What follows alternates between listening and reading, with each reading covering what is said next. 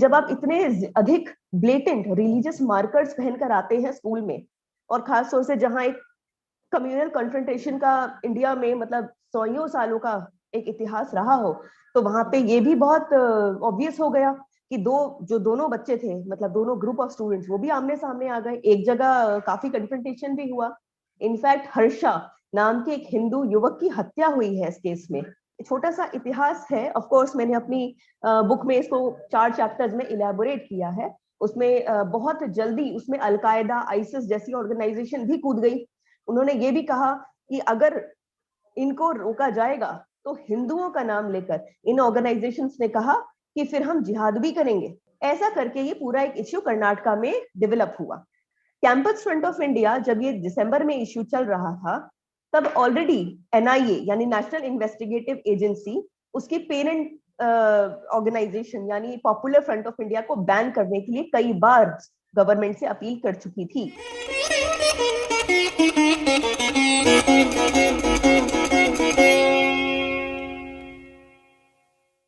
Is hijab a symbol of resistance against the so-called majoritarianism or a step towards Talibanization?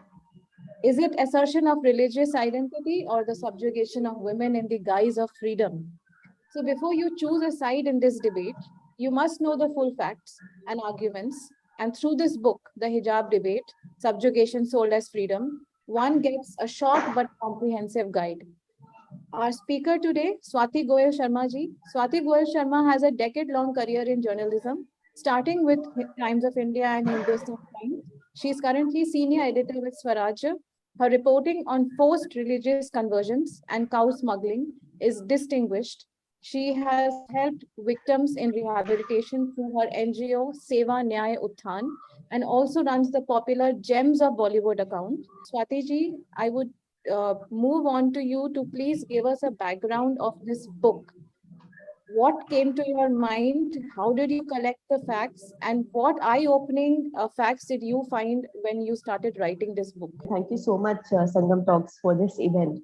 कि मैं हिजाब book की बात करूं तानिया, तो देखिए जनवरी में, ये दिसंबर में एक्चुअली ये पूरा कंट्रोवर्सी स्टार्ट हुआ था। 6 लड़कियां, एक कर्नाटका में एक उड़पी जगह है, सो वहां 6 लड़कियां एक स्कूल में, जिस स्कूल में 60 से अधिक मुस्लिम लड़कियां हैं, अचानक से हिजाब यानी एक हेडस्कार्फ पहन के आने लग गई। हेडस्कार्फ माने मतलब एक दुपट्टा जिसको यहाँ पर इस तरीके से टाई किया जाता है, उसको हिजाब बोल देते हैं। मैं बाद में इस बात पर आऊंगी कि हिजाब की कोई डेफिनेशन है नहीं। ओके, फिर जब प्रिंसिपल ने कहा कि ये तो कोई ड्रेस कोड नहीं है, ये तो ड्रेस यूनिफॉर्म का हिस्सा नहीं है, यूनिफॉर्म बहुत डिसेंट है स्कूल की, एक सलवार, एक ऊपर लंबा कुर्ता और उसमें दुपट्टा। तो उन्होंने कहा कि नहीं, ये हमारा रिलीजन का पार्ट है और हम इसको नहीं उतार सकते, और आज तक हमको पता नहीं था कि हम पहन सकते हैं इसको। फिर ये मतलब ऑब्वियसली स्कूल को समझ में नहीं आया कि ये कैसे, उन्होंने पेरेंट्स से आकर बात करी, फिर इस तरीके से इश्यू बन गया। लेकिन स्कूल ने एक स्टैंड लिया, क्योंकि उनको डिसिप्लिन मेंटेन करना है कैंपस पे। उन्होंने कहा कि अगर आप हमारे रूल्स नहीं मानेंगे, यूनिफॉर्म को नहीं मानेंगे, और आप पहले से तो मान ही रहे थे इतने महीनों से, तो हम आपको क्लास में एंटर नहीं करने देंगे। उन्होंने स्कूल से भी एंटर करने को नहीं मना किया, उन्होंने क्लास में नहीं एंटर करने दिया। यानी क्लास के दरवाजे पर उनसे कहा गया कि अगर आप हेडस्कार्फ उतारोगे तब तो हम आपको एंटर करने देंगे, नहीं तो नहीं करने देंगे। और ये एक ऑल गर्ल्स स्कूल है, ये कोएड स्कूल भी नहीं है। फिर वहां से 31 जनवरी को सबसे पहले उनमें से एक लड़की ने पिटीशन डाली कर्नाटका हाई कोर्ट में, ये कहकर कि हमको हिजाब पहनने दिया जाए, क्योंकि हम मुस्लिम लड़कियां हैं और हमारा ये धर्म का एक एसेंशियल रिलीजियस प्रैक्टिस है। यानी ये हमारे रिलीजन का एक ऐसा हिस्सा है जिसको हम इग्नोर नहीं कर सकते, जिसको हम नहीं छोड़ सकते। फिर उसके बाद हिंदू स्टूडेंट्स की तरफ से एक रेजिस्टेंस आया, इस कॉलेज में नहीं और दूसरे स्कूल्स में, सॉरी स्कूल था एक, वहां पर बहुत सारे बच्चे, हिंदू बच्चे, सैफरन के स्टोल जैसे होता है वो पहनकर आने लगे। तो जब स्कूल्स ने पूछा कि ये क्यों, तो उन्होंने कहा कि अगर आप उन लड़कियों को क्लास में एंटर करने के लिए देते हो परमिशन, तो हमको भी दो, क्योंकि वो भी यूनिफॉर्म का हिस्सा नहीं है, तो हमारा भी यूनिफॉर्म का हिस्सा नहीं है। अब ऐसे में क्या हुआ कि कुछ स्कूल्स ने अलाउ भी किया, लेकिन बाद में उन्होंने देखा कि हंड्रेड्स की संख्या में बच्चे आने लग गए। अब एक सिक्योरिटी इश्यू बन गया, क्योंकि देखिए जब आप इतने अधिक ब्लेटेंट रिलीजियस मार्कर्स पहनकर आते हैं स्कूल में, और खास तौर से जहां एक कम्युनल कॉन्फ्रंटेशन का इंडिया में मतलब 100 सालों का एक इतिहास रहा हो, तो वहां पे ये भी बहुत ऑब्वियस हो गया कि दोनों बच्चे थे, मतलब दोनों ग्रुप ऑफ स्टूडेंट्स, वो भी आमने सामने आ गए। एक जगह काफी कन्फ्रंटेशन भी हुआ। इनफैक्ट हर्षा नाम के एक हिंदू युवक की हत्या हुई है इस केस में। एक फरवरी में 8 फरवरी को हर्षा की हत्या हुई है, जो हिजाब प्रोटेस्टर्स थे उनके द्वारा। और एनआईए ने, नेशनल इन्वेस्टिगेटिव एजेंसी ने अप्रैल में पूरी इन्वेस्टिगेशन करने के बाद ये कहा कि ये उसकी जो हत्या हुई है ये उसी इश्यू को भड़काने के लिए हुई थी, to flare up this issue. ये इसकी बात आजकल कोई करता नहीं है, इतनी जो मतलब हत्या हुई थी, लेकिन ये बहुत इंपॉर्टेंट है। तो इस तरीके से फिर एक और पिटीशन फाइल की गई। ये दूसरी पिटीशन एक प्राइवेट कॉलेज के द्वारा, एक प्राइवेट कॉलेज में एक स्टूडेंट के द्वारा की गई, क्योंकि उस प्राइवेट कॉलेज में दूसरे स्टूडेंट्स भी सेफरन पहनकर आने लग गए शॉल, कि हमको भी करो। उसके ये इस तरीके से दोनों पिटीशन कर्नाटका में पहुंची। लेकिन पिटीशन जब चल रही थी तब सड़कों पर दंगे हो रहे थे कर्नाटका में। हर्षा की, जैसे मैंने कहा, हत्या भी हुई थी, और बहुत सारे स्कूल्स बंद करने पड़े कई दिनों के लिए, क्योंकि वहां पर वायलेंस का डर था। और एक तरीके से मतलब काफी अनरेस्ट हो गया पूरे कर्नाटका में। तो ये एक छोटा सा इतिहास है। ऑफ कोर्स मैंने अपनी बुक में इसको 4 चैप्टर्स में इलेबोरेट किया है। उसमें बहुत जल्दी उसमें अलकायदा, आईसिस जैसी ऑर्गेनाइजेशन भी कूद गई। उन्होंने ये भी कहा कि अगर इनको रोका जाएगा तो हिंदुओं का नाम लेकर इन ऑर्गेनाइजेशंस ने कहा कि फिर हम जिहाद भी करेंगे। ऐसा करके ये पूरा एक इश्यू कर्नाटका में डेवलप हुआ। पहले कर्नाटका हाई कोर्ट ने सुना, मार्च में कर्नाटका हाई कोर्ट ने अपना एक वर्डिक्ट दिया कि नहीं, हम हिजाब को इसेंशियल रिलीजियस प्रैक्टिस नहीं कह सकते, इसलिए स्कूल में ये पहना ही जाए, इसका कोई बच्चों के पास राइट नहीं है। और फिर वो मामला बाद में सुप्रीम कोर्ट गया। ये सिर्फ कर्नाटका का एक इतिहास है। मैं आपको इससे पहले कुछ साल पहले लेके जाना चाहूंगी। ईरान में 1979 में एक इस्लामिक रेवोल्यूशन आया था। उससे पहले वहां सेक्युलर मोनार्की होती थी, रेजा शाह जिसे पहलावी डायनेस्टी कहते हैं उनकी। तो जब ये अब्दुल्ला खोमिनी उसने जब उसको ओवरथ्रो किया सेक्युलर मोनार्की को, तो एक इस्लामिक थियोक्रेसी वहां पर आई। उसमें सबसे पहले आते ही क्या काम करा कि हिजाब सबके लिए मैंडेटरी कर दिया। पहला रूल ये बनाया गया कि जो हिजाब नहीं पहनेगी महिला, उस पर 74 लैशेज उसको मिलेंगे। फिर धीरे धीरे रूल चेंज करके एक फाइन और एक जेल टर्म, 2 महीने तक का जेल टर्म लगाने की उस वहां पर जो रूल्स है, रिटन में जो रूल्स है उसमें उसकी है मतलब प्रोविजन। ये देखिए कि ईरान में मतलब यहाँ पर जब सेक्युलर मोनार्की थी तब 1936 में वहां के एक रूलर ने हिजाब को बैन कर दिया था। एक्चुअली आप बॉडी ऐसे फेस का बेसिकली फेस को अनकवर करना, फेस के ऊपर वेलिंग बैन किया था। मतलब इस तरीके से बैन किया था कि पहले तो कुछ साल उन्होंने इसको प्रोपोगेट किया कि आप ये हटाइए, फेस वेलिंग इज बैड, ठीक है। उसके मतलब स्कूल्स में इंसेंटिव दिया गया कि यूनिफॉर्म रखा जाए जिससे जो बच्चियां हैं उनका स्कूल वो पहने ही ना वेल। और ऐसा करके 1936 में इवेंचुअली एक रूल ला दिया गया कि अगर कोई महिला पूरा चेहरा ढकती है तो फिर कोई पुलिस वाले के पास इतनी पावर है कि वो उसका चेहरा अनकवर कर दे। ऐसा ईरान में पहले हुआ था। लेकिन देखिए जब एक हिजाब को जब वहां रेवोल्यूशन चल रहा था, इस्लामिक रेवोल्यूशन, ये कहकर कि भाई हम ये जो सेक्युलरिज्म है, ये जो लिबरलिज्म है, ये सारा का सारा एक वेस्टर्न कॉन्स्पिरेसी है इस्लामिक देशों के अगेंस्ट, कि हमारा रूल छीनकर वेस्टर्नाइजेशन हमारा करने का एक कॉन्स्पिरेसी है। तो वहां पर हिजाब एक मुख्य इश्यू बन गया था कि मतलब जो हिजाब में ना रखे वो वेस्टर्नाइजेशन, और जो हिजाब में रखेगा वही है इस्लामाइजेशन। इस तरह करके वहां पर ड्रेस कोड पहले ये हुआ कि it's banned and then it was made mandatory by Khomeini. और 1979 से आज तक ईरान में वो रूल है।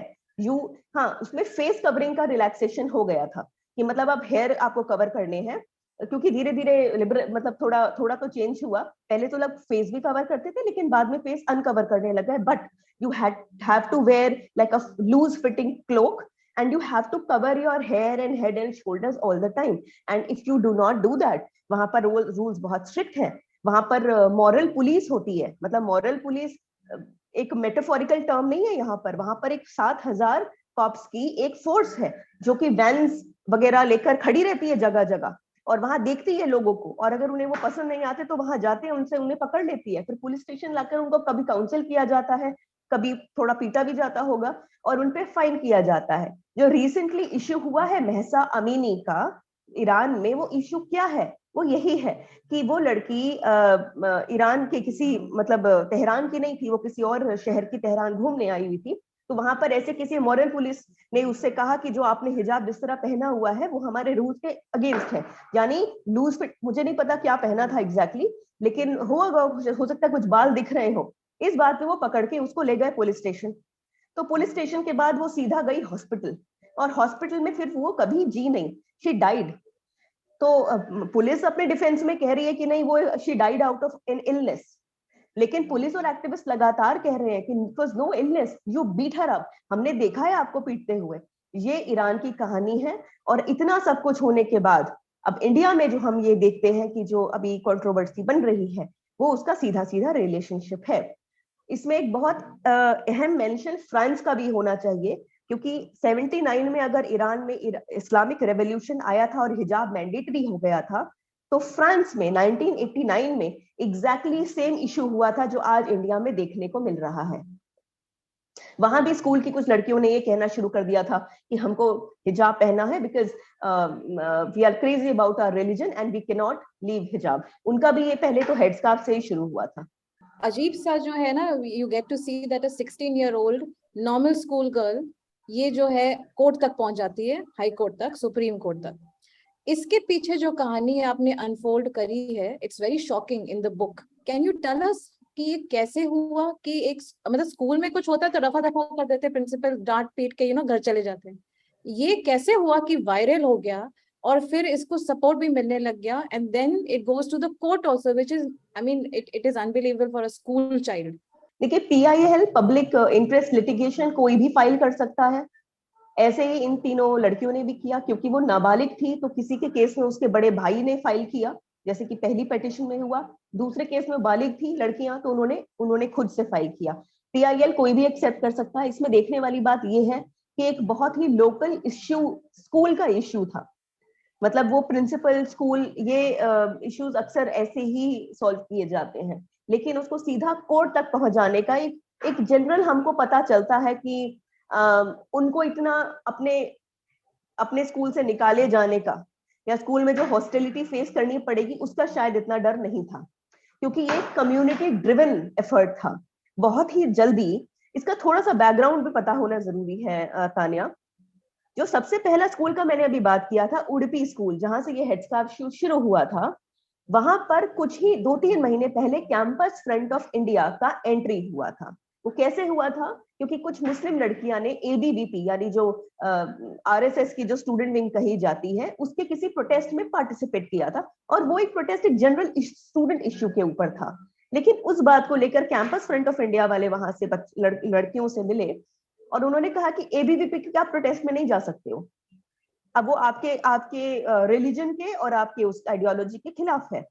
तो यहाँ तक कि उस मीटिंग के बाद एक फोटो भी उन्होंने पब्लिश की थी कैंपस फ्रंट ऑफ इंडिया ने, इसमें कि बहुत सारी लड़कियां बुर्का, 8 लड़कियां बुर्का पहनकर खड़ी हैं, कैंपस फ्रंट ऑफ इंडिया का इस तरीके से फ्लैग पकड़ा हुआ है और उसमें कैप्शन लिखा हुआ है कि ये लड़कियों को पहले पता नहीं था और उन्होंने ABVP के प्रोटेस्ट में पार्ट ले लिया था, लेकिन हमारी काउंसलिंग के बाद उन्होंने ये किया कि अब वो हमको ज्वाइन भी करेंगे हम कैंपस फ्रंट ऑफ इंडिया को, और ऐसे किसी प्रोटेस्ट में फ्यूचर में पार्टिसिपेट भी नहीं करेंगी।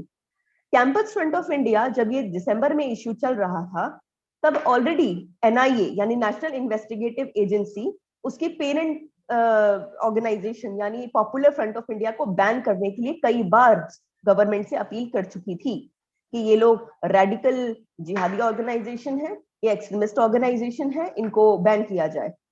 लेकिन तब तक गवर्नमेंट ने कुछ किया नहीं था। लेकिन अगस्त में शायद सितंबर में इंडियन गवर्नमेंट ने पॉपुलर फ्रंट ऑफ इंडिया और कैंपस फ्रंट ऑफ इंडिया दोनों को बैन कर दिया। यानी इतना सब कुछ जो हुआ, और जिसमें जो सबसे प्राइमरी ऑर्गेनाइजेशन उसको लीड कर रही थी वो कुछ ही महीनों के बाद इंडियन गवर्नमेंट द्वारा बैन कर दी जाती हैं टेररिस्ट एक्टिविटीज के लिए, अनलॉफुल एक्टिविटीज के लिए। ये कितनी बड़ी बात है बताने के लिए कि जिस तरीके से ये प्रोटेस्ट स्टार्ट हुआ उसके पीछे कैसी कैसी ताकतें रही होंगी कि उन लड़कियों को भी वो हिम्मत मिल गई हो करने की। ये एक एक्चुअली इसका इतिहास है। और बाकी हाँ, ऐसे कोई PIL फाइल करते हैं तो झट से एक्सेप्ट हो जाती है कोर्ट में, बाकी इतने लोग लगे रहते हैं, नहीं भी होती है। लेकिन इसमें ये होता है कि शुरू से ही इन पेटिशंस को कुछ पावरफुल लोगों ने रिप्रेजेंट किया है।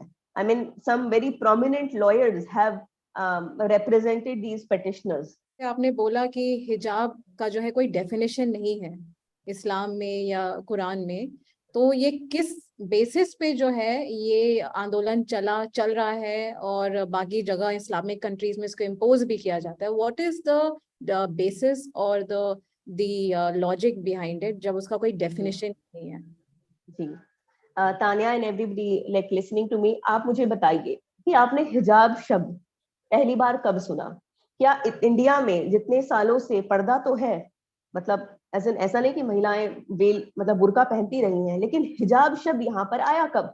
हिजाब शब्द मेरे मतलब इतने सालों से हम देख रहे हैं, बुर्का शब्द यहाँ पर पॉपुलर है, पर्दा शब्द यहाँ पर पॉपुलर है। मतलब इवन गाने भी बने हुए हैं कि पर्दा है पर्दा, पर्दे के पीछे पर्दा नशी है, या फिर ऐसे बॉलीवुड में भी कई गाने हैं। और बुर्का, बुर्के के ऊपर भी मतलब बुर्का सब जानते हैं।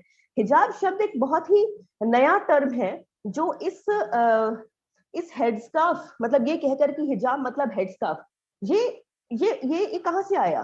पहली बात तो किसी भी इस्लामिक देश में हिजाब को हेडस्कार्फ माना ही नहीं जाता है।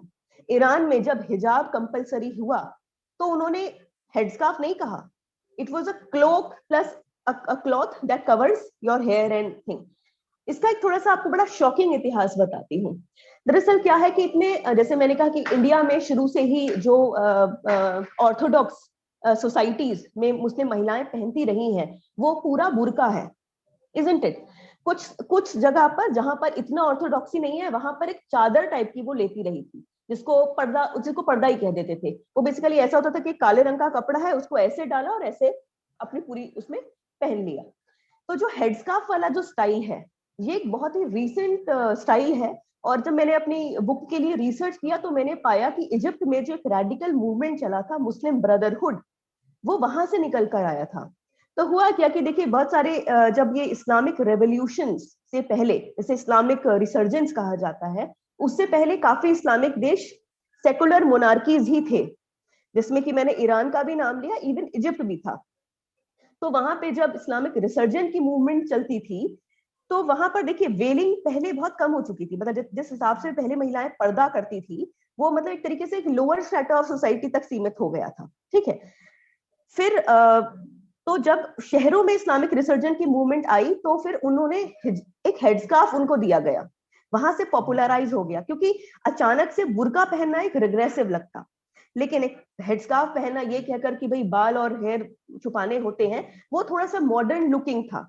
इनफैक्ट लीला अहमद जो कि हार्वर्ड की एक प्रोफेसर हैं और उन्होंने एक बुक लिखी है जिसको मैंने काफी जगह पर अपनी बुक में रेफर भी किया है, the return of the well, sorry मुझे बुक का टाइटल एकदम याद नहीं है, मेरी बुक में काफी जगह पर है।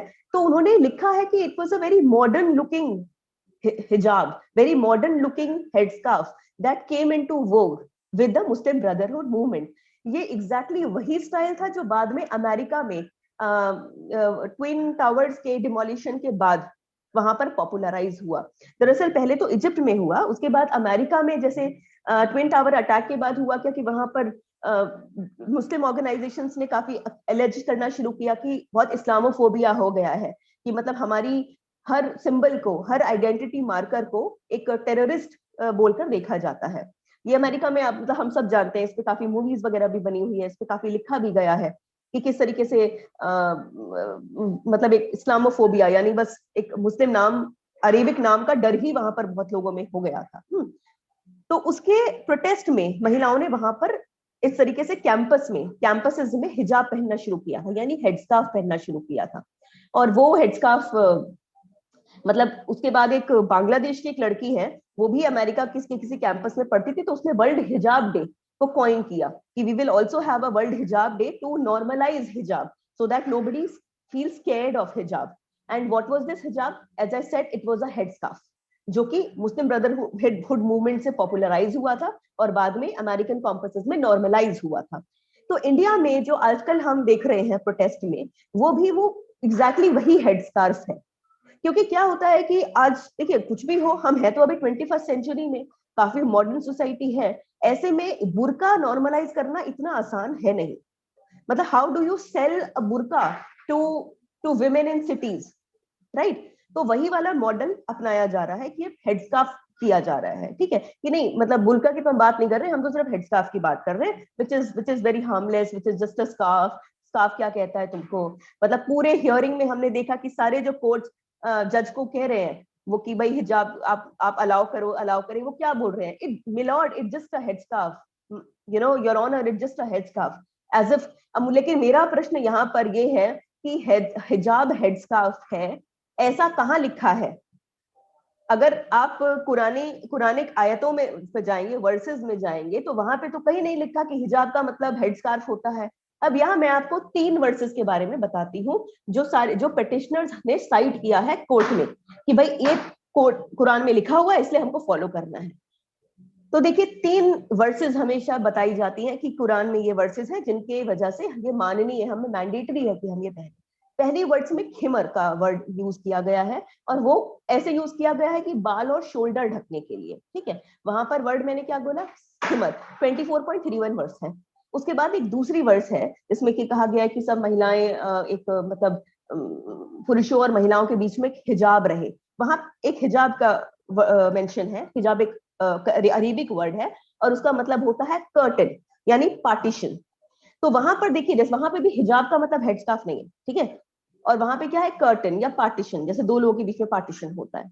फिर तीसरी एक वो है एक और, उसमें जिलबाब वर्ड का इस्तेमाल हुआ है. जिलबाब का मतलब ऑब्वियसली अभी कोई फोटोग्राफ्स तो है नहीं हमारे पास देखने के लिए कि 7th सेंचुरी अरेबिया में जिलबाब कैसा होता था, लेकिन स्कॉलर्स अग्री करते हैं कि जिलबाब एक लूज क्लोक होता होगा. ठीक है, अब ये बताइए कि तीनों मैंने आपको वर्सेस के तीनों शब्द बताए. अब तीनों शब्दों में अगर आप हेडस्कार्फ की बात करें तो वो तो सिर्फ खिमर बोला जाता है. तो ये सारे पिटिशनर्स उसको हिजाब क्यों कह रहे हैं? क्योंकि अगर आपको हिजाब कहना है तो फिर आप हिजाब कहिए, यानी barrier between a man and a woman. और अगर बैरियर है तो अकेला हेडस्कार्फ से कैसे बैरियर होगा? आपको पता है जिस वर्ड्स में हिजाब वर्ड का मेंशन है, उस word, that is the basis, that is the foundation of imposing full body well on women across the Islamic world. यानी हर जगह जहां पर बुर्का है, जहां पर निकाब है, जहां पर जो तालिबानी स्टाइल चादरी भी होती है ना, तो यहाँ से सर से शुरू होती है और बिल्कुल ऐसे जाती है, सिर्फ यहाँ आंखों पर छोटा सा मैश होता है, उसको भी हिजाब कहा जाता है. Because that is said to be a barrier between a woman and a man. तो मतलब देखिए, पहली बात तो ये है कि काफी स्कॉलर्स ने ये कहा है कि अगर बैरियर ही देना है तो महिलाओं के ऊपर ही क्यों जाके बुर्का डाल देते हो? पुरुषों पे डाल दो या बीच में कुछ लगा दो, तो इसमें महिलाओं के. लेकिन हाँ, ये है कि ये पेट्रियार्कल एक इंटरप्रिटेशन है जिसमें कि इसका बैरियर का सारा जो लोड है वो महिला पे डाल दिया, और उसी का यूज करके, उसको एक्सप्लॉइट करके, उसको मिसयूज करके हर जगह पर ये बुर्के और इस पूरे, इसको शटल कॉक बुर्का भी जिसको बोलते हैं, उसका इम्पोजिशन होता है. इसीलिए हमारा एक बहुत ये पॉइंट रहा है कि अगर आपको हेडस्कार्फ चाहिए तो आप खिमर बोलो, आप हेडस्कार्फ बोलो, आप हिजाब क्यों कहते हो? क्योंकि आज आप हिजाब के नाम पर हेडस्कार्फ नॉर्मलाइज करोगे तो कल हिजाब के नाम पर सब लोग फुल बॉडी बुर्का रिमाइंड करेंगे, क्योंकि हिजाब का एक्चुअली मतलब तो कर्टन है. आपने बोला कि ये खिमर और ये चादर और ये सब जो है एक कर्टन मेंशन है, पर क्या ये एसेंशियल इस्लामिक प्रैक्टिस है?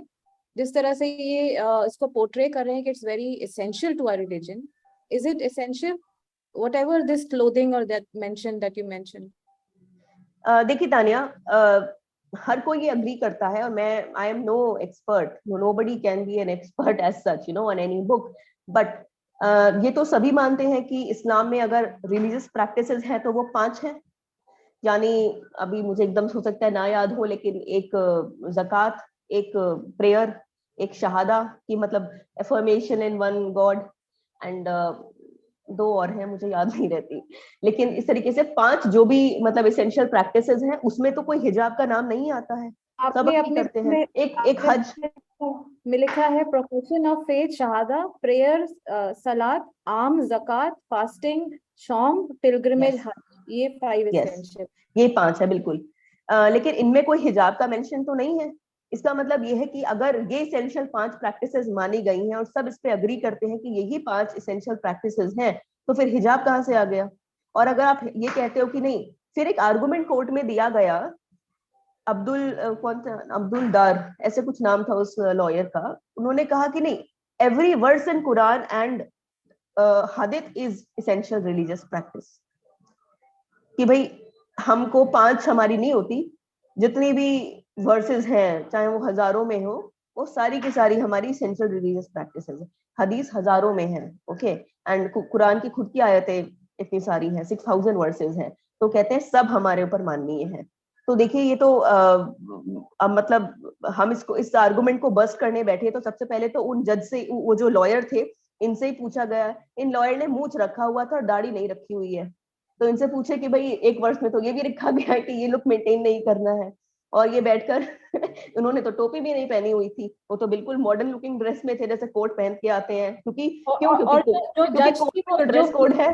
जो फीमेल मुस्लिम जज थी, उन्होंने खुद हिजाब नहीं पहना हुआ था। हाँ हाँ बिल्कुल, एक्चुअली ये सबसे फनी बात रही है पूरी कर्नाटका हाई कोर्ट की हियरिंग्स की, कि वहां पर एक मुस्लिम महिला है और सारे के सारे ऐसे आर्गुमेंट्स दे रहे हैं कि नहीं नहीं, अगर हिजाब नहीं पहनेंगे तो आप मुस्लिम ही नहीं है, या फिर नहीं, अगर आप हिजाब नहीं पहनेंगे तो आपको तो नरक में जलना पड़ेगा, हमेशा हमेशा के लिए नरक की आग में, दोजख की आग में।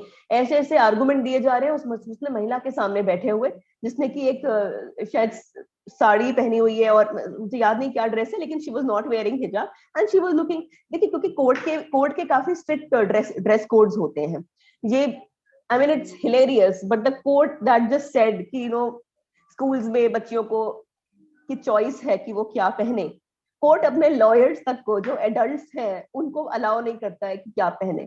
आपको पता है इलाहाबाद हाई कोर्ट ने पिछले साल जब कोरोना हुआ था, तो बहुत सारे लॉयर्स कलरफुल शर्ट्स वगैरह पहनकर बैठने लग गए हियरिंग में अपने घर से।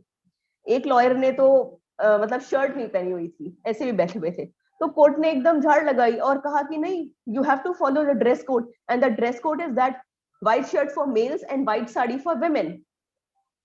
तो ये क्या है, मतलब क्योंकि सब समझते हैं कि if an institution is to work cohesively, without constant unrest, without constant conflict, then some codes are important. Court में तो माने जाते हैं, लेकिन स्कूल के लिए ये पूरा का पूरा ऐसा इश्यू छोड़ दिया है कि नहीं नहीं, चॉइस है, कुछ भी पहन लो। इसमें हम बाद में आएंगे, लेकिन सुप्रीम कोर्ट ने जो अभी स्टेटमेंट दिया है, सुप्रीम कोर्ट के 2 जजेस में से एक जज ने, जज सुधांशु धूलिया ने, उन्होंने कहा हिजाब is a matter of choice. But it's a matter of choice where? In schools. I mean, how can you say that? Then why not in courts? Then why not everywhere? And why only hijab is a choice? Lehenga can also be a choice. Saffron dupatta can also be a choice. है ना?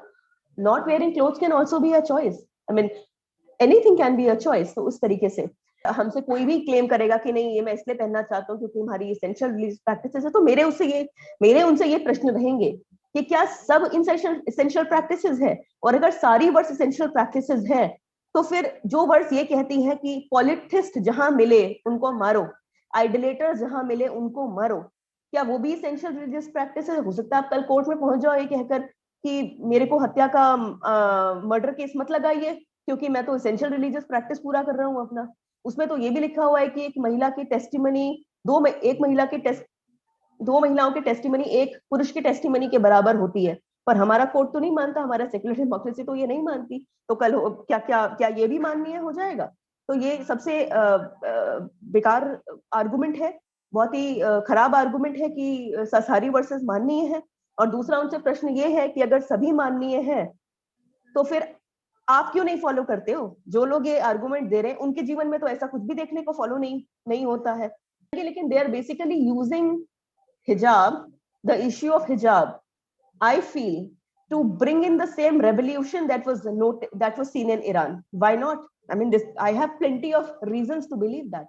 This area of Karnataka and Kerala and all that, they've always been very communally charged. A lot of disharmony has happened there. So it has a history to it.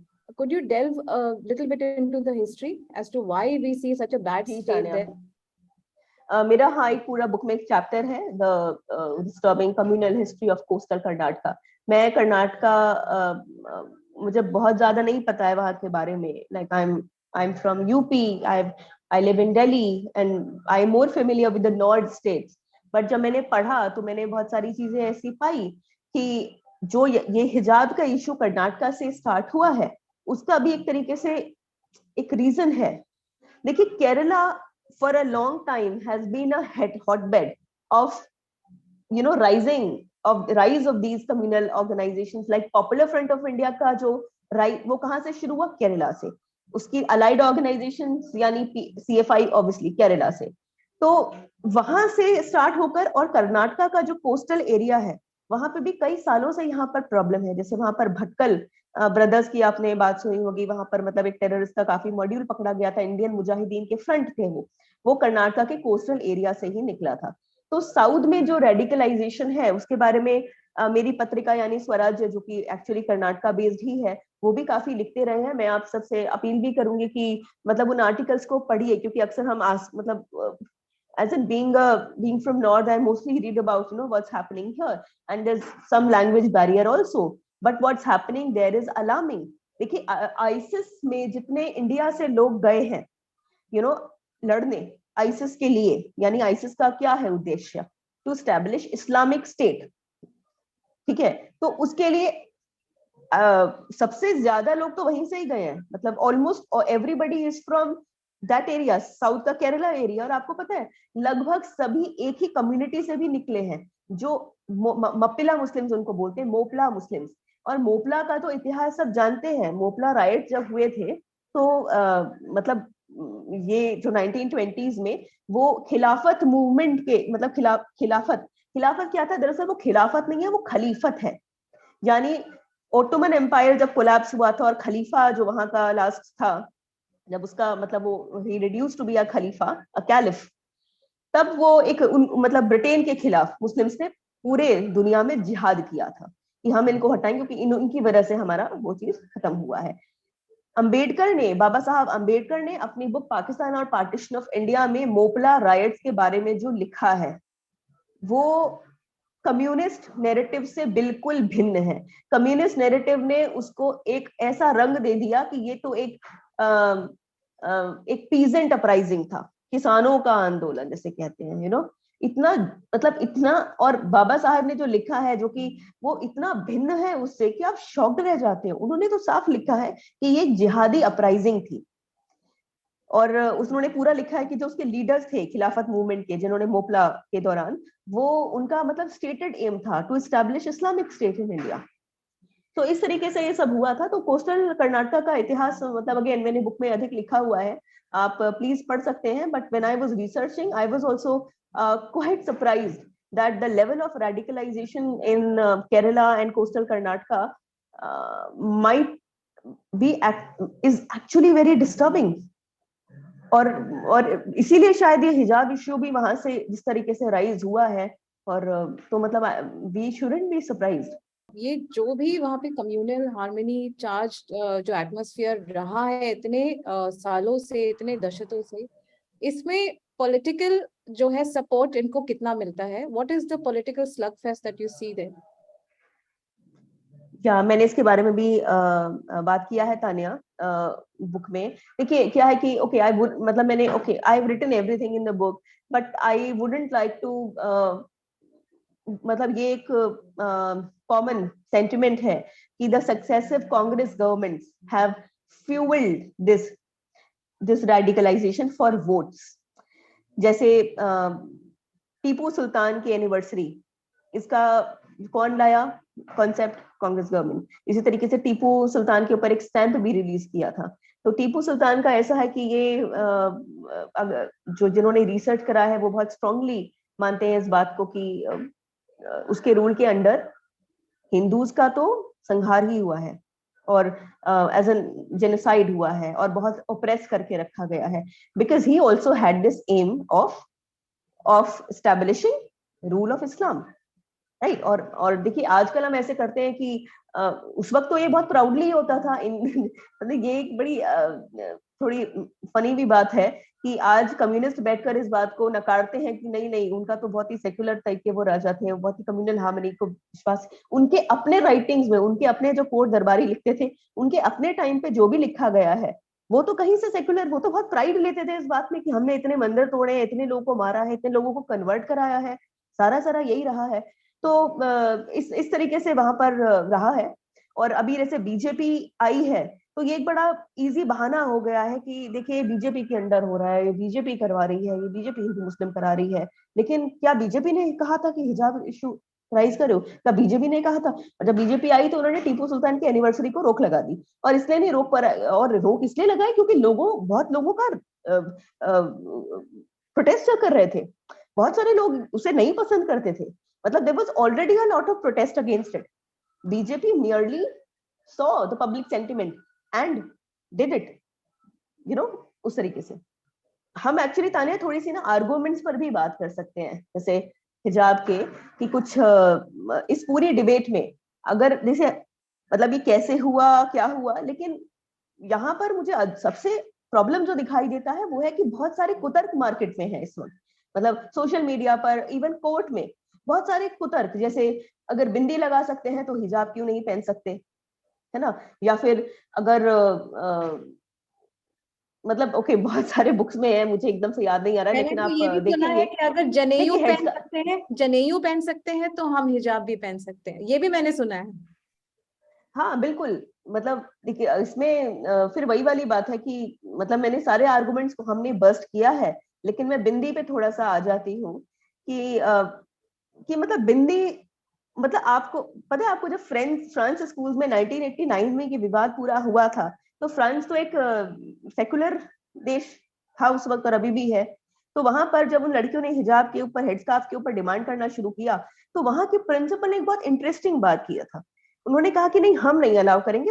Actually वहां के principal ने उस school के उन तीनों लड़कियों को suspend कर दिया था कि आपको हिजाब मतलब हेडस्कार्फ चाहिए, आप यूनिफॉर्म नहीं मानोगे, आप स्कूल से निकलो। तब स्कूल प्रिंसिपल ने ये कहा था कि ये एक प्रोसेलाइट वो कन्वर्जन का एक टूल है, यानी जिसको दावा वो वर्ड यूज किया जाता है ना, एक्चुअली इस्लामिक दावा is a concept where all believers are expected to take this message to others, which basically means to make others convert। ये और ये एक ऐसा कॉन्सेप्ट है जिसके ऊपर सऊदी अरेबिया ने एक बकायदा बहुत सारी कन्वेंशंस रखी थी कई साल पहले, और कि मतलब ये कैसे प्रचार किया जाए रिलीजन का हर यहाँ जगह पर। तो देखिए प्रचार का क्या होता है कि सुनने में तो लगता है प्रचार जैसे आप जा जाकर लोगों को सिर्फ कन्विंस कर रहे हो, लेकिन रियलिटी में जो इसका एग्जीक्यूशन होता है वो वायलेंट होता है और वो धोखेबाजी से भी होता है। मैं तो आए दिन ऐसे केसेस कवर करती हूँ कि जिसमें खासतौर से महिलाओं को ट्रैप करके उनका रिलीजियस कन्वर्जन कराया गया, या फिर ल्योर देकर भी कन्वर्ट कराया गया, या फिर लड़कों का भी धोखे से कन्वर्ट कराया गया। ठीक है, तो इस तरीके से हम बहुत देखते हैं। तो यहाँ वहां प्रिंसिपल ने फ्रांस में ऐसा किया था, लेकिन वहां पे देखिए हुआ क्या कि वहां पे भी मामला कोर्ट में गया। इनफैक्ट मुझे वहां के जो कोर्ट ने डिसीजन दिया वो मुझे काफी ठीक लगा। उन्होंने कहा कि ये case to case, school by school decide होना चाहिए कि मतलब ये हम सेंट्रलाइज्ड एक हमें एक ऐसे ओपिनियन दे देंगे कि हाँ ये पहना जाना चाहिए, नहीं पहना जाएगा तो उससे प्रॉब्लम हो जाएगा। तो उन्होंने कहा कि बेसिकली तो हम ये मानते हैं कि hijab is not compatible with the secularism of France, लेकिन ऐसे इश्यूज के लिए हम स्कूलों पर छोड़ देते हैं कि जो वो डिसीजन लेंगे केस बाय केस। लेकिन वहां हुआ क्या फ्रांस में कि जब उन्होंने कोर्ट ने ऐसा कह दिया तो बहुत सारे स्कूल्स ने अपना डिसीजन लेके बच्चों को सस्पेंड कर दिया कि हम ये नहीं अलाउ करेंगे। फिर उसके बाद वो जो स्टूडेंट्स एक्सपेल हुए वो लोकल कोर्ट्स में अपने एक्सपल्जन के खिलाफ कोर्ट उन्होंने फिर से किया। तो पहली बात तो एक 3 लड़कियों का इंसिस्टेंस ऑन हिजाब became like such a time consumer for the courts, कि वहां पर बहुत सारे मतलब दर्जनों केसेस वहां पर दर्ज किए गए। काफी केसेस में कोर्ट ने वैसे उनको ओवरटर्न कर दिया कि नहीं, you have to take the students back. और काफी केसेस में वहां पे जब स्टूडेंट्स वापस स्कूल में गए तो उन्होंने हिजाब नहीं पहना, उन्हें हिजाब उतारना पड़ा। ठीक है, तो ये सब फ्रांस में हुआ। लेकिन हुआ क्या कि फिर 2000, क्योंकि ये इशू एक बड़ा इशू हो गया था, मुस्लिम ऑर्गेनाइजेशंस भी जंप करने लग गई थी, मतलब they jump into the issue and they said कि कि मतलब वी वांटेड बेसिकली, वो जो 3 लड़कियां पहन रही थी वो 2000 हो गया, 2004 आते आते जो नंबर था स्टूडेंट्स का पहनने वाला। फिर वहां पर जब काफी प्रॉब्लम हुआ तो उन्होंने ब्लैंकेट बैन कर दिया कि no ostentatious no visible signs of religion will be allowed in schools। यानी उनके साथ साथ और भी चीजें बड़ी सारी बैन हो गई, जिसमें ज्यूइश स्कल कैप भी होता है, वो भी बैन हो गया। क्रिश्चियंस का बड़ा वाला अगर वो क्रॉस पहन रहे हैं, छोटा सा नहीं बड़ा वाला क्रॉस, तो वो भी बैन हो गया। साथ साथ तो सिख लोग टर्बन पहनते हैं, ऐसे तो बहुत छोटी पॉपुलेशन है फ्रांस में सिख्स की, लेकिन वो भी बैन हो गया क्योंकि तो इस तरीके से वहां पर फ्रांस में प्ले आउट हुआ। फिर फ्रांस में लेकिन वो स्कूलों तक सीमित नहीं रहा, वहां पर फिर ऑफिसेज में, कोर्ट्स में, मार्केट्स में, हर जगह पर मांग होने लग गई। क्योंकि देखिए ये भी इंपॉर्टेंट बात है कि स्कूल की लड़कियां सिर्फ कह रही थी हमको हेड स्कार्फ पहनना है, लेकिन पब्लिक में वो लोग फुल बॉडी वेल की मांग करने लग गए, जो बड़ी महिलाएं हैं स्कूल के बाहर। फिर वहां पर फ्रांस ने 2011 में एक ये भी रूल लाया कि total face covering is banned, nobody can hide their face, full body veil नहीं पहन सकते, the police will have the right to unveil you, uncover your face because of security reason। इस तरीके से वहां पर फ्रांस में ये प्ले आउट हुआ है। और इंडिया में जो कहा जा रहा है अब क्या कि इंडिया में बिंदी, जनेऊ, पहली बात तो जनेऊ कपड़ों के अंदर पहना जाता है, ठीक है। बिंदी मतलब बिंदी का एक ये देखिए कि पहली बात तो बिंदी को रिलीजियस मार्कर नहीं है, उसके ओरिजिन हिंदू हो सकते हैं, लेकिन अधिकतर जो बिंदी का यूज है वो एक तरीके से एक ट्रेडिशन, कल्चर या इवन फैशन भी है, ठीक है। और बिंदी हर कोई पहनता है, यहाँ तक कि बांग्लादेश में जहाँ पर मुस्लिम महिलाएं बहुत अधिक मात्रा में हैं, वो भी एक पर्टिकुलर फेस्टिवल के दिन वहां बिंदी पहनती है। बिंदी को लेकर किसी ने कभी इस तरीके से नहीं कहा कि यह बिंदी कभी एनफोर्स नहीं करी गई, जैसे हिजाब का एनफोर्समेंट हुआ है, एक जैसे इस्लामिक रूल आया तो हिजाब आया, लेकिन बिंदी के संग तो ऐसा कभी नहीं हुआ कि भाई हिंदू राष्ट्र आ गया तो सब बिंदी लगाएंगे, ऐसा, और नहीं लगाएंगे तो भाई आपको लैशेस पड़ेंगे, कोड़े पड़ेंगे, ऐसा तो कोई इतिहास नहीं है। पार्टीशन की बात तो ऐसा नहीं हुआ कि भाई एक मुस्लिम देश अलग हो गया, हिंदू देश अलग हो गया, तो यहाँ पे सब लोग बिंदी पहनेंगे, नहीं तो फिर हम आपको फाइन लगाएंगे और 2 महीने जेल में डालेंगे। क्या पागलपन है, कहाँ कंपैरिजन है हिजाब का और यहाँ पर, ठीक है। दूसरा, एक बिंदी क्या आपका it's not related to male practice. अभी पीछे क्या हुआ बिहार में, वहां पे 2-3 स्टूडेंट्स थी, उनका एक टीचर ये चेक करने लग गया कि भाई आपने जिस तरीके से ये पहना हुआ है हिजाब, इसको आप कहते हो, इसके अंदर ब्लूटूथ डिवाइस हो सकता है, तो हमको चेक करने दो। तो लड़कियां कहती है नहीं हम नहीं चेक कराएंगे, ये तो हमारा रिलीजन का पार्ट है। तो वो टीचर मेल टीचर था और हिंदू टीचर था, तो उसने कहा कि मेरा काम है चेकिंग करना, आपको हटाना पड़ेगा। तो वहां पर बच्चों ने बवाल कर दिया कि ये तो हमारे मतलब रिलीजन को नीचा दिखाने वाली बात है, हमारे रिलीजियस प्रैक्टिस छीनने वाली बात है। वहां पे फिर प्रिंसिपल ने बाद में मीडिया को कहा कि बहुत दुखद है, it's very unfortunate that two students behave this way. पता नहीं इनको कौन ये सब सिखा रहा है, क्योंकि ऑब्वियसली उस स्कूल में पहले और कॉलेज में पहले कभी ऐसा नहीं हुआ होगा, ये आजकल ही हो रहा है, जब से ये शुरू हुआ है ये जगह जगह पर देखने को मिल रहा है, सिखा रहा होगा कोई। और सबसे इंटरेस्टिंग बात है कि इसी कॉलेज में एक मुस्लिम लड़की स्टूडेंट, वो मीडिया से पता है क्या बोली कि ये जो लड़कियां आज हिजाब पहनकर ये कह रही हैं कि हमारा रिलीजन है, जब कोई फंक्शन होता है तो उनका दुपट्टा कहाँ जाता है, तब क्यों ऐसे ये फैशन में चले जाती है। फिर उस बच्ची ने ये तक कहा कि इन लोगों की वजह से रिलीजन का नाम खराब होता है, कि जब ब्लूटूथ डिवाइस का चेकिंग हो रहा है तो क्यों नहीं हटा सकती तुम, और अगर तुम कहीं और हटा सकती हो, फंक्शन में हटा सकती हो, तो अभी क्यों नहीं हटा सकती हो तुम। तो देखिए ये एक मैल प्रैक्टिस, इसलिए मैं कह रही हूँ कि अगर एक पीछे तेलंगाना में भी यही हुआ ना कि लड़कियों की, हिंदू लड़कियों की तो आपने चूड़ियां भी उतरवा ली कि भाई चेकिंग के दौरान मतलब उसमें कुछ चीटिंग हो सकती है, भाई हो सकती है, लोग करते मुझे नहीं पता बैंगल से कैसे कर लेते हैं, पर हो सकता है होती हो, लेकिन बुर्का में जाने दिया। मतलब ये हालत ये हो गई है अपीजमेंट की और इन कुतर्कों की कि आप बैंगल को तो उस दृष्टि से देख रहे हो कि भाई ये चीटिंग है, हो जाएगी, लेकिन बुर्का को अलाउड कर, वो भी फुल बॉडी बुर्का, यू नो। सो ये this is the level of craziness, this is the level of illogical behavior that we will see if hijab is legalized as a religious right। क्योंकि तब होगा क्या कि कहीं अगर शॉप में जा रही होंगी, चाहे वो हिंदू लड़की हो, चाहे मुस्लिम लड़की हो, चाहे क्रिश्चियन लड़की हो, कोई भी लड़की बुर्का पहनकर जाएगी तो उसको कोई दुकानदार ये नहीं कह पाएगा कि भाई हो सकता है तुमने कोई सामान चुरा लिया, वो झट से कहेगी ये तो मेरा रिलीजियस राइट भी है, और अगर तुम मुझ पर शक कर रहे हो तो ये इस्लामोफोबिया भी है, और मतलब मेरे को तो हमेशा हिजाब पहनना है तो आप हिजाब नहीं हटा सकते। ठीक है, तो ये सब होने लगेगा, एग्जाम्स में होने लगेगा। तो ये देखिए कितनी स्कैरी सिचुएशन है। और भी ये भी देखिए तानिया कि अगर कोर्ट ने ये कह दिया कि हाँ ये लीगल राइट, लीगल मतलब ये आपका रिलीजियस राइट है, ठीक है, तो कल परिवार फोर्स करेंगे बच्चियों को कि देखो अब तो कोर्ट ने भी कह दिया है, अब क्यों नहीं पहन रही हो तुमको तो पहन के ही जाना पड़ेगा। यानी जिन बच्चियों को अभी एक तरीके से रिलीफ मिल जाता है कि नहीं हम स्कूल में जाएंगे तो यूनिफॉर्म पहनेंगे जैसे सब पहनते हैं, उनको तो जो रिग्रेसिव सोसाइटी होगी वो तो उनको और पहना पहना के भेजेगी कि अब तो सभी पहन रहे हैं। और एक बात बताइए, अगर एक स्कूल में 10 लड़कियां हैं, मुस्लिम लड़कियां, 5 हिजाब पहन रही हैं, हेडस्कार्फ उनको अलाउ कर दिया, तो बाकी की 5 तो ऐसा मार्क हो जाएंगी ना कि ये दरअसल ये इस्लाम नहीं फॉलो करती, ये गैर इस्लामी है, ये इनको मुनाफिक है ना, सरकारी मुस्लिम है, ऐसे तो शब्द दिए जाते हैं ना उन उन उन जो इस समुदाय से निकले हुए लोग जो लॉजिकली सोचते हैं, जो इन मुल्लाओं के चक्कर में नहीं आते हैं, जो मतलब रैशनली सोचते हैं, उनको तो ये बहुत नाम रखते हैं। They are maligned with all sorts of names. आप देखिए फैयाज अहमद फैजी है, अमाना अंसारी है, ये सब सोशल मीडिया पे कुछ वॉइसेस हैं, उसके अलावा भी बहुत सारी वॉइसेस हैं। तो इनको तो बिल्कुल मार्क कर दिया जाएगा कि ये तो they are not believers, they are not true to their religion.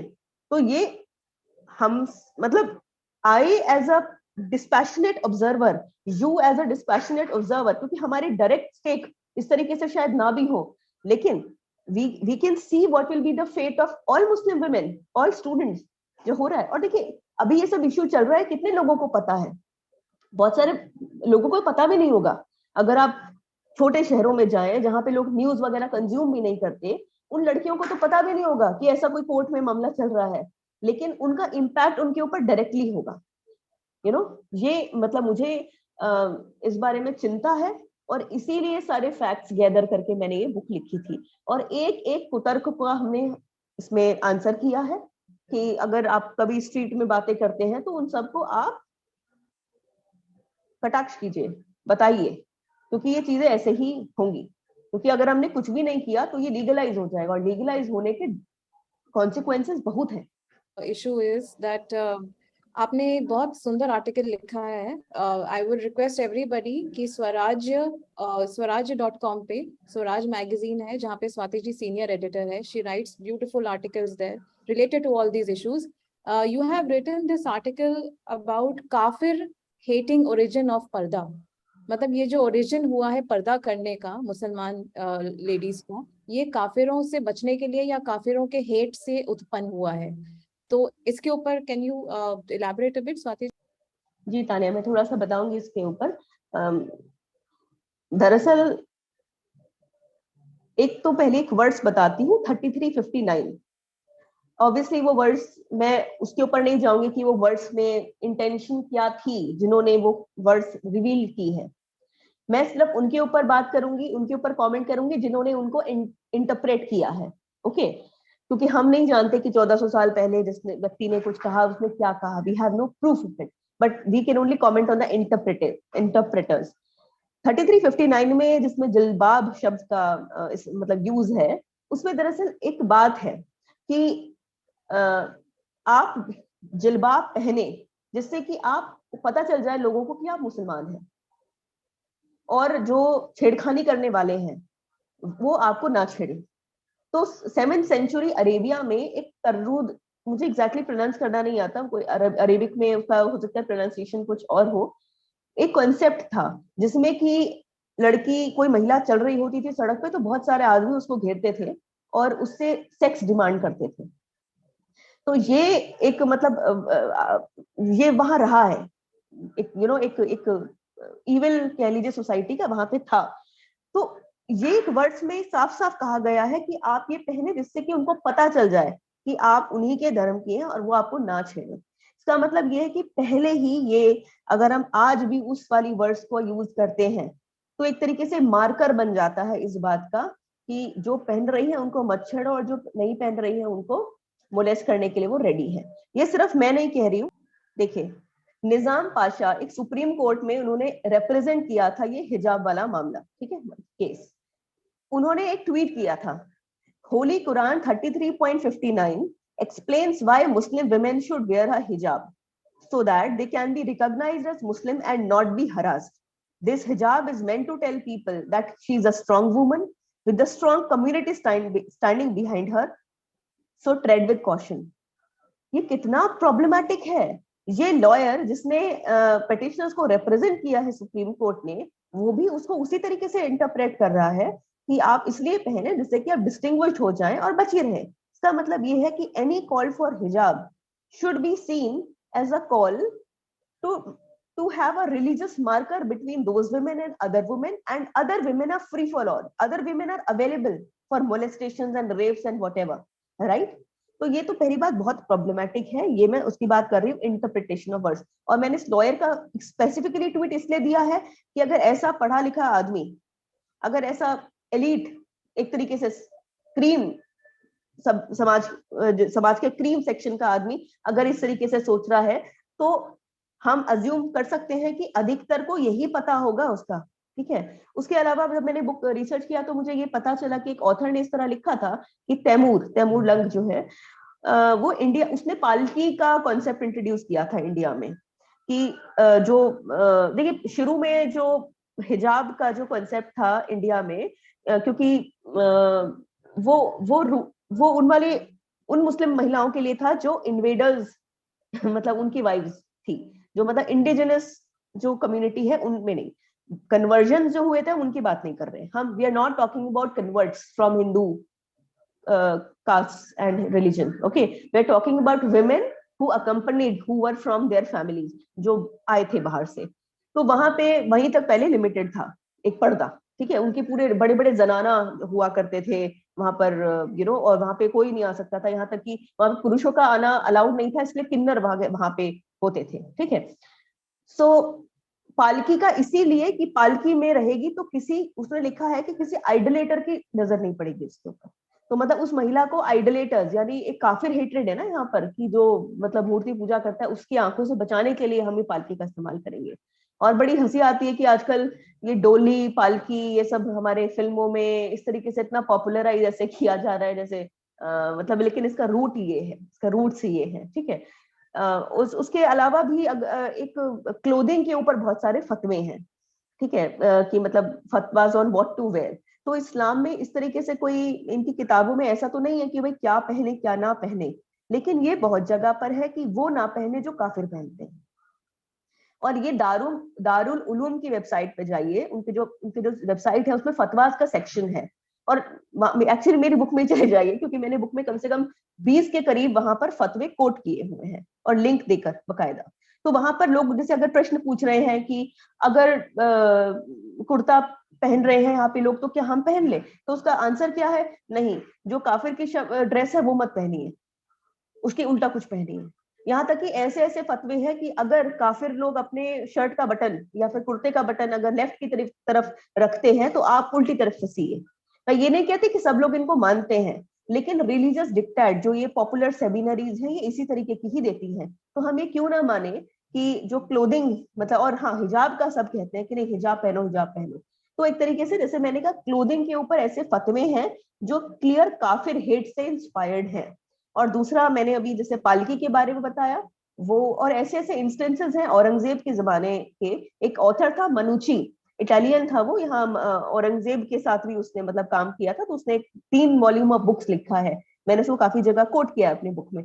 तो उसने ऐसे ऐसे इंसिडेंट्स बताए हैं कि एक आदमी, एक मोहम्मदन आदमी अपनी वाइफ को पालकी में लेकर जा रहा है कहीं पर। तो वहां एक ब्रिटिश ऑफिसर ने उससे कहा कि तुम कहीं टोबैको लेकर तो नहीं जा रहे हो? कहते नहीं लेके जा रहा हूँ। कहते नहीं, हमको चेक करना पड़ेगा पालकी में क्या है। तो वो आदमी कह रहा है कि नहीं, पालकी में आप देखो नहीं देख सकते हो, क्योंकि वो बेपर्दा नहीं कर सकते आप उस महिला को। तो फिर पर अंग्रेज जो ऑफिसर है वो कह रहे नहीं, मुझे करना पड़ेगा, मुझे ऑर्डर्स हैं। तो वो पालकी खोल देता है, वो देखता है कि नहीं अंदर महिला बैठी है, टोबैको वगैरह नहीं है। लेकिन ये जो आदमी है ये पहले तो अंग्रेज को मार देता है और फिर अपनी बीवी को भी मार देता है। कि उसको तो इसलिए मार रहा है क्योंकि उसने देख लिया, और अपनी बीवी को इसलिए मार दिया क्योंकि वो बेपर्दा हो गई। तो अब वो सिन हो गया कमिट। ऐसे ऐसे इंसिडेंट्स उसमें कोट किए हुए हैं।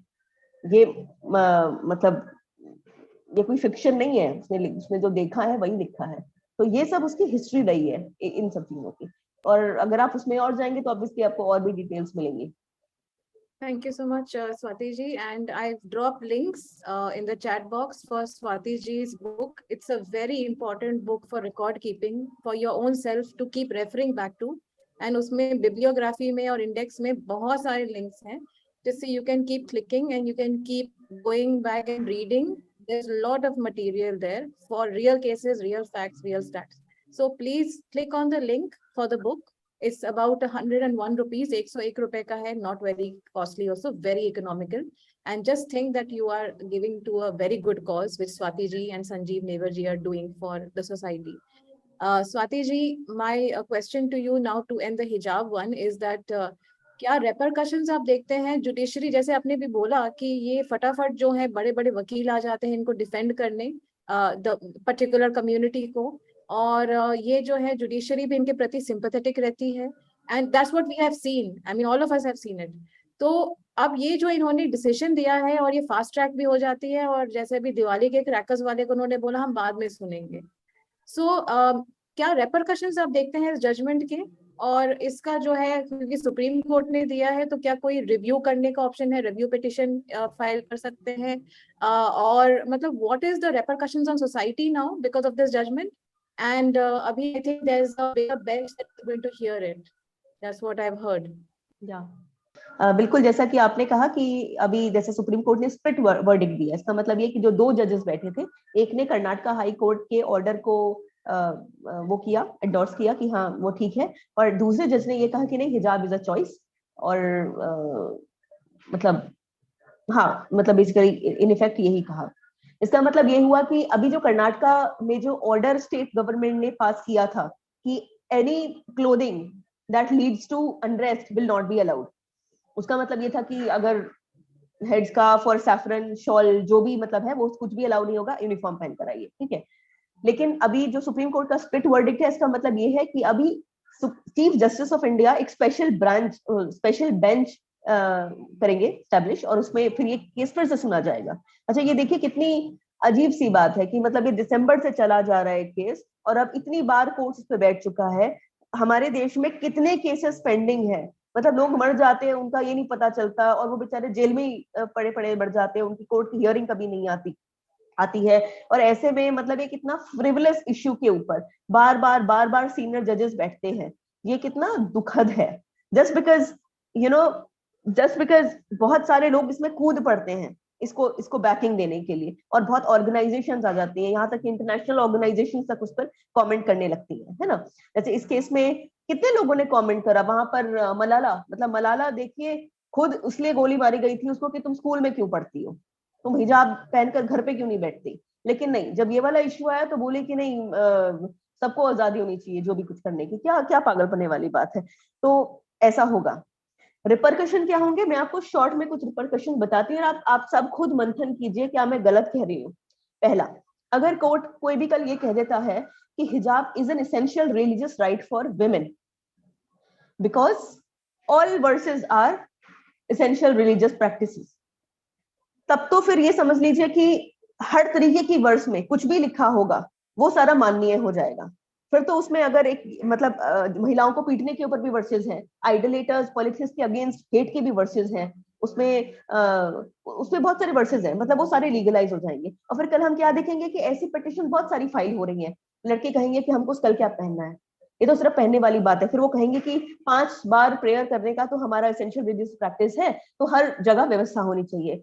ये तो मैं बहुत कर्सरी चीजें बता रही हूँ, मतलब क्या क्या कितना कितना कुछ के ऊपर पिटिशंस कल हो सकता है, ठीक है।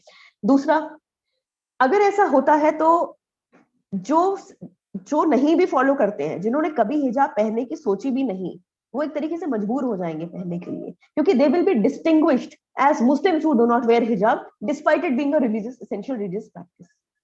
ये डायरेक्ट उनके ऊपर प्रभाव पड़ेगा। और वो जैसे मैंने कहा ना कि फ्रांस में 10 लड़कियों ने शुरू किया था तो 2000 हो गई कुछ ही सालों में, क्योंकि एक तरीके से प्रेशर भी पड़ जाता है ना कम्युनिटी का कि ये आपकी ड्यूटी है, रिलीजियस ड्यूटी। और इंडिया में भी ऐसा ही होगा कि जैसे पहले भले ही 6 लड़कियों ने प्रोटेस्ट करना शुरू किया हो, लेकिन अब जगह जगह पर ऐसे केसेस दिखाई दे रहे हैं। और अभी तक तो हो सकता है वो खुद से कर रही हो, लेकिन फोर्स किया जाएगा। जितनी महिलाएं सड़क पे बुर्का में आपको दिखती हैं इंडिया में, आपको क्या पता कि वो मर्जी से पहन रही है कि उनके पति या उनके पिता ने उनको फोर्स किया हुआ है पहनने के लिए? क्या हमारे पास इसका कोई डेटा है? नहीं है ना। तो ऐसे ही कल ऐसा भी होगा कि जो लड़की कह रही है कि नहीं मैं अपनी इच्छा से पहन रही हूँ, अपनी चॉइस से पहन रही हूँ, हमें क्या पता कि वो चॉइस से पहन रही है कि उसको उसको लोकल मस्जिद के मौलाना ने पेरेंट्स को आके हड़काया है कि आपकी बेटी क्यों हिजाब के बिना घर से निकल रही है। बिल्कुल ऐसा होगा, उनको तो लाइसेंस मिल जाएगा इस बात का। और देखिए, ठीक है, मतलब ये एक होने की बहुत बड़ी प्रोबेबिलिटी है। दूसरा, इवन जो उस समुदाय से नहीं है लड़कियां, आपकी माँ में है, मैं हूं, बहुत सारी हैं, हम लोग भी एकदम मार्क हो जाएंगे कि like we are not from that community. This is bad, you no.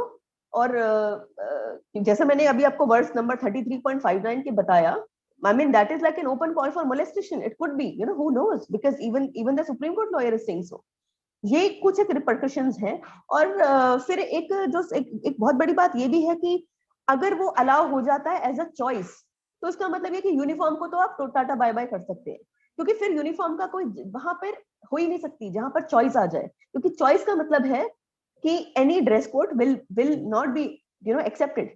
इसका मतलब ये है कि हर स्कूल, हर कॉलेज, हर, और हम तो यहाँ स्कूल की बात कर रहे हैं, स्कूल में तो बल्कि मुश्किल है इन्फोर्स करना, लेकिन अगर स्कूल में लीगलाइज हो जाता है कि चॉइस आप पहने, तब तो कल हर ऑफिस में, हर एस्टेब्लिशमेंट में यूनिफॉर्म के अगेंस्ट लोग खड़े हो जाएंगे कि नहीं, हमको वही पहनना है जो होना है। यानी एक हिजाब, एक हेडस्कार्फ के चक्कर में कल कहीं भी ड्रेस कोड के अगेंस्ट पिटीशन जानी शुरू हो जाएंगी कि हमें ये चाहिए, हमें वो चाहिए, हमें ये चाहिए। ठीक है, तो ये एक तरीके से बहुत कंफ्यूजन और जितना भी एक सिस्टम जो बना हुआ है वो पूरा कोलैप्स कर जाएगा। और अगर मदरसा इस देश में पहले ही चल रहे हैं और मदरसा में पहले ही जो पहनना है आपको, जो पढ़ना है आपको, उसकी आजादी है, तो आपको ये अलग से सेक्युलर स्कूलों में क्यों चाहिए? अब वहां चले जाइए भाई। अगर आप कहते हो कि पहले हिजाब फिर किताब, ये स्लोगन निकला है इस पूरी मूवमेंट से, पहले हिजाब फिर किताब, तो आप वहीं जाइए ना जहां पर पहले हिजाब अलाउड है। बहुत सारे मदरसाज हैं। ये ये मतलब मैंने बहुत कम गिनाए हैं, लेकिन ऐसी बहुत सारी कंफ्यूजन कल हो जाएंगी। और जैसे मैंने कहा कि कोर्ट खुद तो अलाउ नहीं करता, कोर्ट खुद तो ड्रेस कोड कह रहा है, लेकिन ये कहना बहुत आसान है कि चॉइस इंप्लीमेंट कीजिए।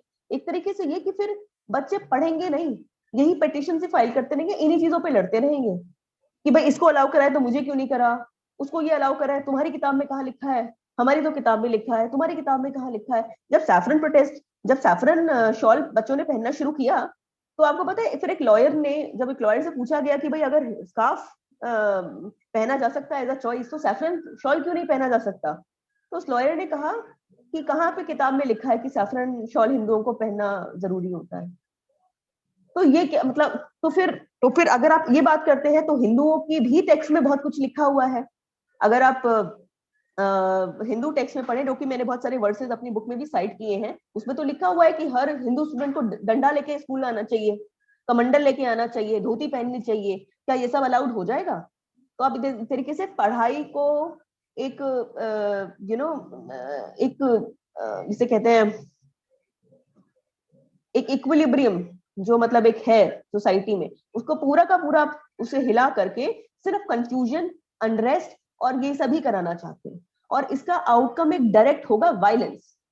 ये बातें बातों से नहीं सुलझेंगी, क्योंकि अगर हिजाब और ये वाला इश्यू सिर्फ आर्गुमेंट्स का होता, तो हम हर्षा की मौत नहीं देखते, तो हम दंगे नहीं देखते कर्नाटका में, तो आईसिस और अलकायदा धमकी नहीं दे रहे होते इंडिया को कि तुम अलाउ कर दो, नहीं तो हम मारेंगे। आपको पता है फ्रांस में 2011 में 2010 देखिए 2011 में फ्रांस ने फुल बॉडी बुर्का को एनफोर्स किया था, और कुछ सालों से वहां पर ये बातें हो रही थी कि हम फुल बॉडी बुर्का को बैन करेंगे। तो 2010 में अल कायदा के उसामा बिन लादेन ने वार्निंग दिया था फ्रांस को कि हम जिहाद करेंगे फ्रांस के खिलाफ अगर आप बुर्का बैन करोगे तो।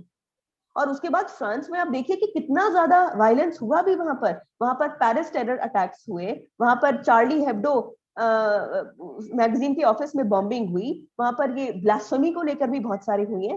France is actually right now Europeans number 1 target by for jihadist. ये मैं नहीं कह रही हूँ, आप रिपोर्ट्स में जाके देखिए, मैंने भी अपनी बुक में कोट किया हुआ है, सब साइट किए हुए रेफरेंसेस। तो ये यानी इसीलिए मैं बार बार, इसीलिए अगर मैंने ये कहा है कि hijab is a sign of Talibanisation, तो ये मैंने ऐसे ही नहीं लिखा है। अगर मैंने कहा है कि hijab is a sign of a secular country turning into an Islamic country, an Islamic theocracy, हमने ऐसा ही नहीं लिखा है, इसमें बहुत सारे फैक्ट्स हैं जिसकी वजह से हमने ऐसा कहा है, और ये सारे फैक्ट बुक में है, जैसे मैंने आपको बताए हैं। तो ये ऐसा हो जाएगा, मतलब सिर्फ एक, जिसको आप कह रहे हैं ना कि एक मामूली से तो बात है, हेड्स का फलाव कर दो, इससे इतना कुछ बवाल हो जाएगा, और ऑलरेडी हो रहा है। जगह जगह स्कूलों से ये बातें निकलने में आ रही है कि हमको हिजाब में रोक दिया, प्रिंसिपल परेशान हो रहे हैं, ऑल अक्रॉस इंडिया कितने सारे केसेस आ चुके हैं, प्रिंसिपल कह रहे हैं आज तक कुछ नहीं हुआ, ये अचानक से क्यों बवाल हो गया है, अचानक से क्यों हमको ये बताया जा रहा है कि आप कम्युनल हो, कि आपको हमारे धर्म से कुछ प्रॉब्लम है, आप हिजाब क्यों नहीं पहनने दे रहे हो, और ये वो। और देखिए, अगर ये सिर्फ महिलाओं का ही इश्यू होता तो ये पुरुष क्यों इसमें बीच में कूद रहे हैं? जो प्रोटेस्ट रैलीज निकली हैं उसमें पुरुष क्यों दिखाई दे रहे हैं हमें? Why is the Muslim man protesting? Let it be a women issue, it's not a women issue, they have all made it into a religious issue. जो मुस्कान लड़की थी, मुस्कान खान, जिसको इन्होंने पोस्टर गर्ल बना दिया इस पूरे प्रोटेस्ट का, उसने क्या किया, वो जब बुर्का पहनकर निकली थी तो कुछ लड़कों ने, और हिंदू समाज के लड़के थे, उन्होंने उसको मैं बिल्कुल एंडोर्स नहीं करती, वो गलत था कि आप एक लड़की को इस तरह घेर कर ऐसे उसको टीज करें कि ये पहना हुआ है। लेकिन अगर ये चॉइस का मुद्दा होता तो वो लड़की शायद ये कहती कि माय बॉडी माय चॉइस, पर उसने क्या कहा, उसने कहा अल्लाह अकबर। यानी it's a very religious thing. Hijab's linkages with religion are strong. That is the only link. Hijab is linked to religion. That is the thing.